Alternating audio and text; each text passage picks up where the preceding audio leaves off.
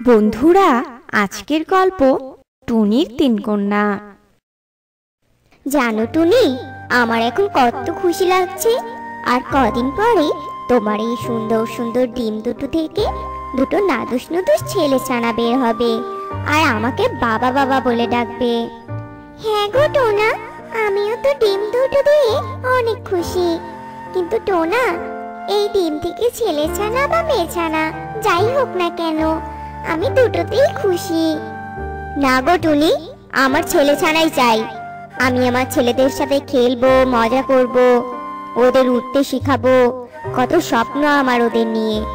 তবে আমি এখন দানা খুঁজতে যাই টুনি, তুমি বাসাতেই বসে থাকো। এই কথা বলে টোনা দানা খুঁজতে চলে যায়, আর টুনি তার বাসায় বসে ডিমে তা দিতে থাকে। টোনা আমার কথা একেবারেই বুঝতে পারে না, সারাদিন শুধু একই কথা বলে, ছেলে হবে ছেলে হবে।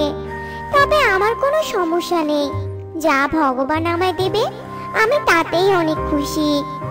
তো বন্ধুরা, তোমরা যে টুনি পাখিকে দেখতে পাচ্ছ, এ বাস করে মায়াপুরী গ্রামের পাশেই এক বড় জঙ্গলে।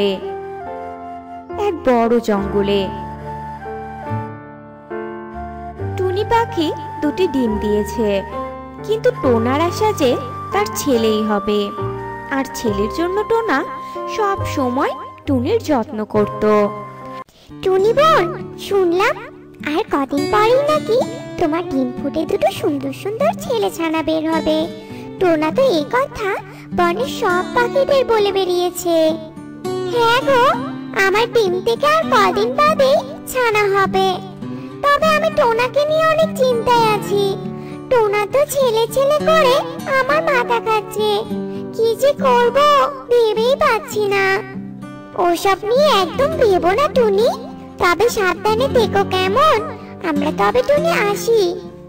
এ কথা বলে মিষ্টি টিয়ে আর সুখী পায়রা সেখান থেকে চলে যায়। আর এভাবেই কয়েকদিন কাটার পর টুনির ডিম ফুটে সুন্দর সুন্দর দুটি মেয়ে ছানা বের হয়, যা দেখে টুনি অনেক খুশি থাকলেও টোনা মেয়ে ছানা দেখে অনেক রেগে যায়। এ কি টুনি, আমি কত আশা করেছিলাম যে ছেলে ছানা হবে, আর এখন তো দেখছি দুটোই মেয়ে ছানা হয়েছে। মেয়ে ছানা আমার মোটেও পছন্দ না। ছেলে হলে আমার সংসারের হালটা ধরতো, কিন্তু এরা তো মেয়ে, এদের দিয়ে আমি কি করব বলো তো? টোনা, তুমি কি বলছো এসব বলো তো? তুমি নিজের বাবা হয়ে এমন কথা বলতে পারছো? যাও, এখন আর কথা না বাড়িয়ে দানা খুঁজে আনো তো, আমার যে অনেক খিদে পেয়েছে। যাচ্ছি টুনি।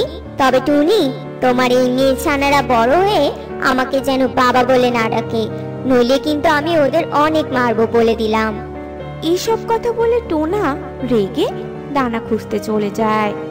টোনার কথা শুনে টুনির অনেক মন খারাপ হয়, কিন্তু কোনো উপায় নেই বলে টুনি চুপ করে বসে ছানাদের আগলে রাখতো।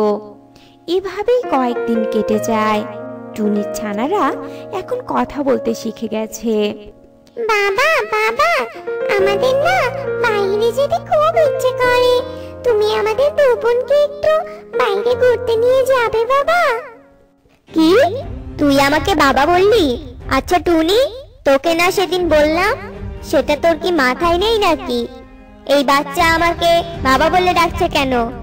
প্রথমবার দেখে তোর ছানাকে আমি কিছু বললাম না, বুঝেছিস? কিন্তু এর পরের বার যদি আমাকে বাবা বলে ডাকে, আমি কিন্তু বাসা থেকে বের করে দিব। এই কথা বলে টোনা বাসা থেকে বাইরে চলে যায়।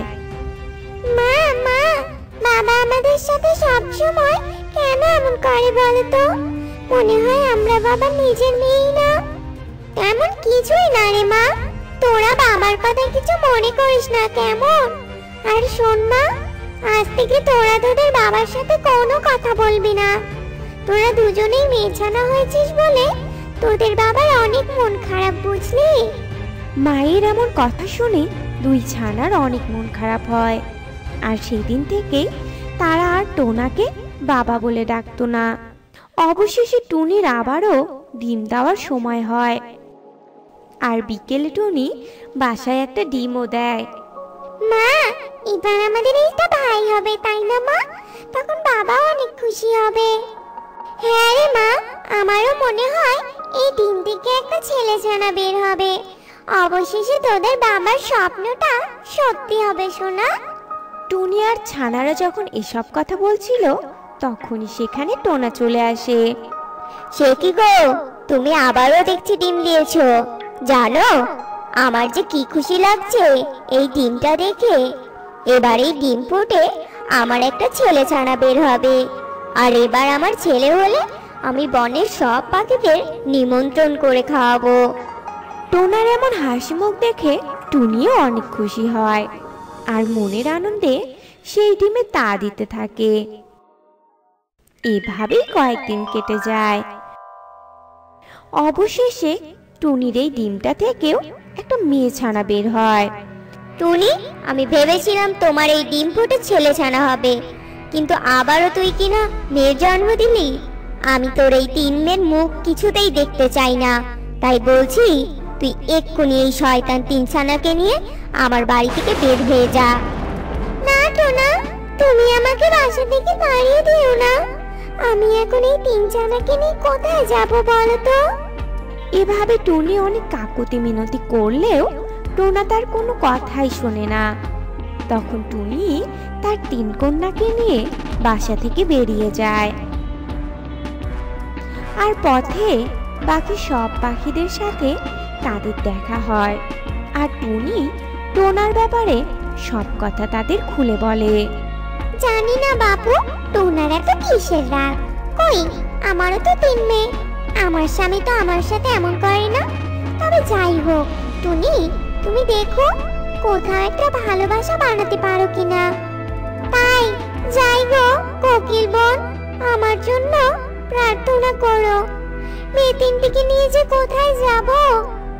এরপর টুনি তার তিন কন্যাকে নিয়ে সেখান থেকে চলে যায় আর একটা বড় গাছে বাসা বানায় আর সেখানেই থাকতে শুরু করে। এভাবে বেশ কয়েক মাস কেটে যায়। এদিকে একদিন টোনা দানা খুঁজতে যাচ্ছিল। হঠাৎই তার মাথায় একটা গাছের ডাল ভেঙে পড়ে আর টোনা ভীষণ আঘাত পেয়ে মাটিতে পড়ে যায় আর সাহায্যের জন্য অনেক কাটাতে থাকে। এদিকে টুনির দুই ছানা টুনিকে বলে, মা মা, তুমি তো রোজ দানা খুঁজতে যাও, আজকে না হয় আমি আর বোন দানা আনতে যাই। ও মা, যাই? তুমি বরং বাসাতে বসে ছোট বোনকে নিয়ে থাকো, কেমন? ঠিক আছে মা, যা, তবে তাড়াতাড়ি বাসায় ফিরে আসবি, বলে দিলাম। এরপর দুই ছানা খুশি মনে দানা আনতে চলে যায় আর পথেই টোনাকে তারা আহত অবস্থায় দেখতে পায়। কিন্তু অনেক ছোটতে বাবার কাছ থেকে চলে আসায় তারা টোনাকে চিনতে পারে না। তখন তারা কিছু জড়িবুটি এনে টোনার মাথায় লাগিয়ে দেয় আর টোনাও একটু সুস্থ হয়ে যায়। এদিকে ছানার আসতে দেরি হওয়ায় টুনি ছানাদের খুঁজতে খুঁজতে সেখানে চলে আসে আর টুনি টোনাকে দেখে চিনতে পারে। তারপর ছানারা টোনার ব্যাপারে সব কথা তার মাকে বলে। দেখেছো টোনা, মেয়ে বলে তুমি এদের কত অপমান করে আমাদের বাড়ি থেকে তাড়িয়ে দিয়েছো। আজ সেই মেয়েরাই কিনা তোমার জীবন বাঁচালো। ছানারা, এটাই তোদের বাবা। টুনি, এভাবে বলো না আমায়। আজ আমি আমার ভুল বুঝতে পেরেছি। মেয়ে হলেও এরা কোনো কিছুতে কম না। ছানারা, তোরা তোদের বাবাকে ক্ষমা করে দেছো না? টোনার কথায় সবাই অনেক খুশি হয়। এরপর টুনিও টোনাকে ক্ষমা করে দেয়।